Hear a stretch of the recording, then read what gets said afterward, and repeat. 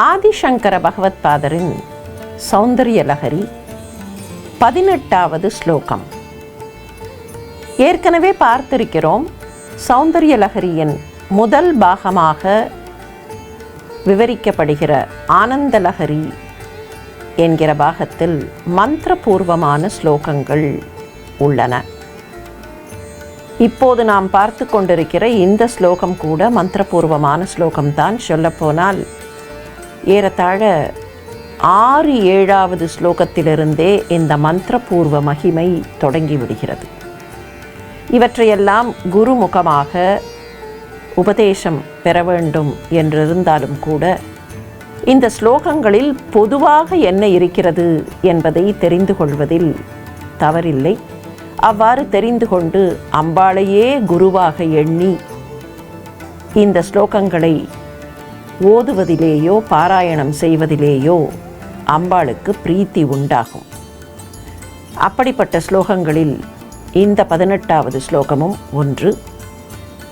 இது என்ன சொல்கிறது?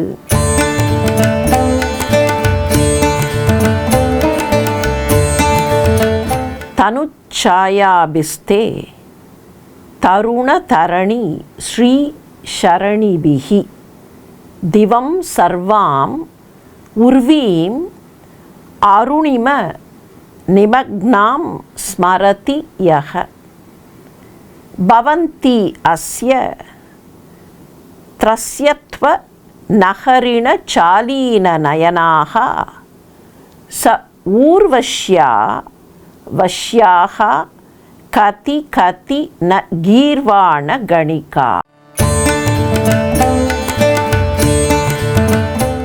மேலோட்டமாக இந்த ஸ்லோகத்தின் பொருளை பார்த்தோம் என்றால் சற்றே நெருடலாக கூட இருக்கலாம். என்னதான் சொல்கிறது என்று பார்க்கலாமே. தருண தரணி ஸ்ரீ ஷரணிபிஹி. தருண என்றால் இளமை, பால, யௌவன என்று வைத்துக் கொள்ளலாம். தருண தரணி என்கிற போது பால சூரியன், இளம் சூரியனுடைய அந்த இளம் வெயில் எவ்வளவு சுகமாக இருக்குமோ, அந்த இளம் வெயிலில் எப்படி மஞ்சள் கலந்த செம்மை இருக்குமோ அந்த செம்மை காந்தி கொண்டவளாக இளம் சூரியனுடைய அந்த மெலிதான அழகு செம்மை இருக்கிறதே, அந்த சிவப்பு நிற காந்தி உடையதாக. அம்பாளுடைய காந்தி இது. அவள்தானே அருண விக்கிரகம். அந்த காந்தி கொண்டதாக ஒரு சாதகன் எவற்றையெல்லாம் பார்க்க வேண்டும் என்றால் திவம். திவம் என்பது தியுலோகம், வானம். அதே போல சர்வாம் உர்வீம், வானத்திலே தொடங்கி சமஸ்த பூமிகளையும் எல்லா இடங்களையும். வானம் என்பது உயரத்தில் இருப்பது. அந்த வானத்திற்கு கீழே இருப்பவை என்ன என்று கேட்டால் 14 லோகங்கள் இல்லையா, கான்ஸ்டலேஷன்ஸ், கேலக்சிஸ், நட்சத்திரங்கள், கோள்கள், இவையெல்லாம். அங்கே இருந்து இங்கே வரை என்றால் இந்த அண்ட பகிரண்டத்தையும் இளம் சூரியனுடைய அழகான சிவப்பு நிற காந்தியில் அப்படியே மூழ்கி போனதாக யார் தியானம் செய்கிறார்களோ, திவம் சர்வாம் உர்வீம் அருணிம நிமக்னாம், அந்த அருண நிறத்தில் அப்படியே மூழ்கி போனதாக எந்த சாதகன் தியானம் செய்கிறானோ, எப்படி தெரிகிறது? ஸ்மரதி, யார் அதை ஸ்மரணம் செய்கிறார்களோ, யார் இப்படி உன்னுடைய அந்த அழகான சிவப்பு காந்தி, எப்படிப்பட்ட சிவப்பு காந்தி? இளம் சூரியனுடைய சிவப்பு எப்படி இருக்குமோ அப்படி சிவப்பாக இருக்கக்கூடிய உன்னுடைய அந்த அருண நிறத்தில் இந்த அண்ட பகிரண்டமும் மூழ்கி போனதாக. அப்படியானால் அம்பாளுடைய அந்த காந்தி ஒளி வீச அதிலேயே இருப்பதாக யார் தியானம் செய்கிறார்களோ அவர்களுக்கு என்ன கிடைக்கும்? தியானம் செய்வது பெரிதல்ல, என்ன கிடைக்கும் என்பதிலேதான் சரியாக புரிந்து கொள்ளவில்லை என்றால் நெருடல் ஏற்படும். த்ரஸ்யத்வ நகரின சாலீன நயனா. ஒரு மான் இருக்கிறது என்று வைத்துக்கொள்வோம். சாதாரணமாக மான் விழி என்று பெயர் வைப்பார்கள். மான் போன்ற கண்கள் என்று பெண்களை வர்ணிக்கும் போது சொல்லுவார்கள். என்ன பொருள்? மான் கண்ணிலே ஒரு சின்ன அச்சம், மருட்சி இருக்கும். அந்த மருட்சி நிறைந்த பார்வை. இங்கே என்ன சொல்கிறார் ஆச்சாரியர்? மான் குட்டி, கொஞ்சம் பெரிய வயது முதிர்ந்த மான் கூட இல்லை, இளம் பெண் மான். அந்த மானுடைய கண்களில் பயம் இருக்குமே, அப்படிப்பட்ட மருட்சி நிறைந்த மனோரம்யமான விழிகள். இளம் பெண்களின் கண்களில் அந்த மருட்சி அப்படி கலந்திருக்குமாம். அதுவே அவர்களுக்கு ஒரு அழகை தரும். அப்படிப்பட்ட மருட்சி நிறைந்த மான் விழிகளை கொண்டவர்களாக இருக்கிற ஊர்வஷ்யா வஷ்யாக ஷக ஊர்வஷ்யா, ஊர்வசி போன்ற அரம்பையர்கள், ஊர்வசி போன்ற அப்சரஸ்தி ஸ்ரீகள், கீர்வாண கணிகாக. கீர்வாண கணிகாக என்று சொல்லும்போது அவர்கள் தேவலோகத்து பெண்கள், அப்சர பெண்கள் என்று சொல்லுகிறோமே, அந்த அப்சர பெண்கள்.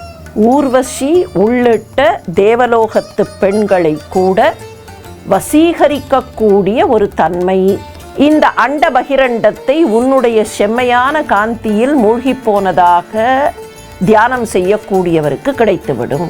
ஊர்வசி உள்ளிட்ட அப்சர பெண்களை ஊர்வஷ்யா வஷ்யாக கதி கதி, அவர்களுக்கு அப்படிப்பட்ட ஒரு தன்மை கிடைத்துவிடும்.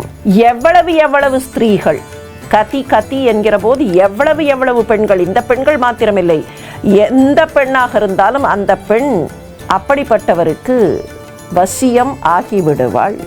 வஷ்யா ந பவந்தி, அந்த வார்த்தைகளை அப்படி சேர்க்க வேண்டும். முன்னாலே பவந்தி அஸ்ய என்று வருகிறது, இங்கே இருந்து அந்த வஷ்யா என்பதை எடுத்து ந பவந்தி, வசீகரம் ஆகாமல் இருப்பார்களா என்ன என்று கேள்வி. அது அப்படியானால் என்ன பொருள், என்ன இம்ப்ளாய்டு மீனிங் அங்கே?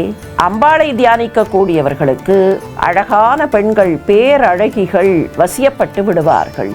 இதை ஏதோ தவறான பொருளில் கற்பிதம் செய்து கொள்ளக்கூடாது. பெண்களை இழுக்கிறார்கள் என்றோ, ஸ்திரீ லோலர்கள் என்றோ, காம எண்ணத்தில், தவறான எண்ணத்தில், பிசிக்கல் இன்டிமசி என்பது போன்ற எண்ணத்தில் பார்த்துவிடக்கூடாது. இங்கே ஆச்சாரியர் என்ன சொல்கிறார்?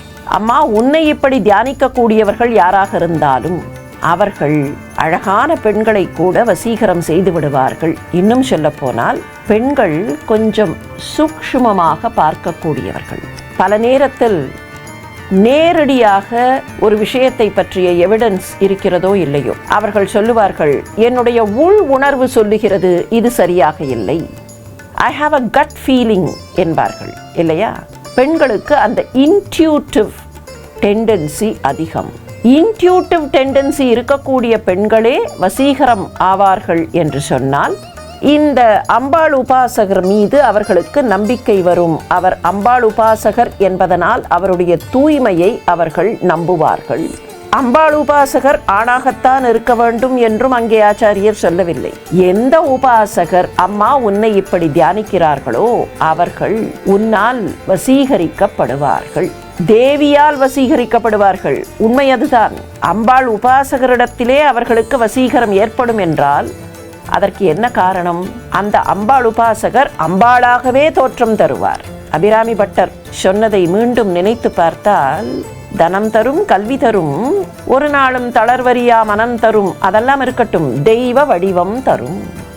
அந்த தேஜஸ், அம்பாளுடைய தேஜஸ் என்று சொல்லுகிறோமே, அம்பாள் அடியார்களிடத்தில், அம்பாள் உபாசகர்களிடத்தில் அப்படிப்பட்ட ஒரு தேஜஸ் வரும். அந்த தேஜஸை பார்த்து எல்லோரும் வசீகரம் ஆவார்கள். இதிலே இன்னொன்றும் இருக்கிறது. அம்பாளை உபாசிக்க கூடியவர்கள் அறம் பிறழமாட்டார்கள், தர்மம் தவறமாட்டார்கள். எனவே அவர்கள் எல்லோரையும் வசீகரிக்க கூடியவர்களாக இருப்பார்கள்.